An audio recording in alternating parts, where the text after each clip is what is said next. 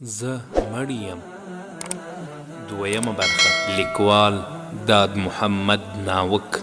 ځان ته مې په وازو سترګو کتل، د ټولې کورنۍ په منځ کې زغېدلی پروت وم. عمر مې په ویښتانو کې ګوتې راشخې کړې وې، میرمنې مې سر په پښو ایښی و، تر خوله یې غږ نه وت. ادې مې پرله پسې په ټټر ټکولم، سلګۍ یې وهلې، ورور مې مړې مړې اوښکې څڅولې. ټولو ته مې رډ رډ کتل. ملا صاحب د خونې په وره کې راږغ کړل، اعلان وشو مړی راواخلئ چې غسل ورکړو، ماپښین دی ناوخته کیږي. د کور هر دیوال پسې مې زړه نښتی و، له دې کوره د تل لپاره بیلیدم. خو عجیبه وه، زه چې له بدنه راویستل شوم، نوم مې هم له ما سره راغی. زما بدن یې دادګل نه باله، هر یو به مړی مړی یاداوه. زه ټول رېږدېدم، خپل بدن ته مې کتل، میرمنې مې په پښو خوله ښخه کړه، ادې مې پرله پسې ښکلولم.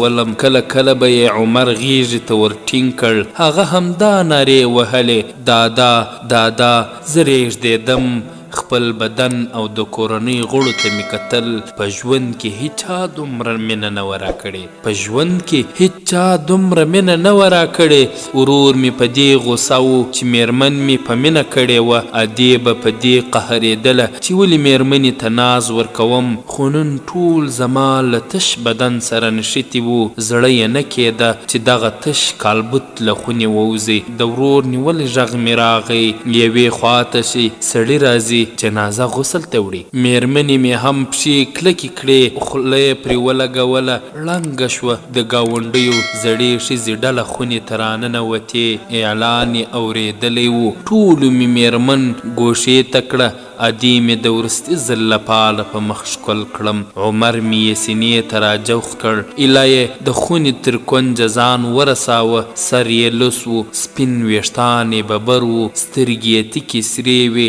ما ادې په ټول ژوند کې داسې نه وه لیدلې. بدن مې د کور په انګړ کې ولید. زه ورته ګورم، څو تنه شاوخوا راباندې ولاړ دي، څادرونه یې راباندې ګرځولي. یو تن کڅوړه په لاس کړه، کلمې وایي. پر بدن د اوبو لومړۍ ډولکه تشه شوه. ما چیغو ته زور ورکړ، وجود مې اور واخیست. غږ مې هیچا نه اورېد. غسل راکوونکي به مې له خپل کالبوت پورې واهه، هېڅ تاثیر پرې نه کېده. څپېړه مې ورته کش کړه، لاس مې ترې ووت، خو هغه په خپل کار لګیا و. زه نه اوبه وم نه هوا وم، خپل بدن مې له دوی تښتاوه، خو نه نیول کېده. غېږ مې ورکړه، خپل لاس به مې په خپل ټټر ولګېد. نارې مې وهلې چې غسل څو دقیقو کې خلاص کړئ. چا مې غږ نه اورېدی. ورور ته مې ورمنډه کړه، کوکې مې کړې، ما ته غسل مه راکوئ.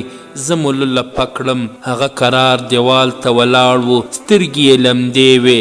خلک مې په بدن لګیا و. د انګړ دروازه خلاصه ولاړه، ټول کور خړ ښکارېده. ښځینه زما د مرګ له خونې راوتلې وې. انګړ ته نږدې خونه کې ډله ناستې وې، سره سونګېدې.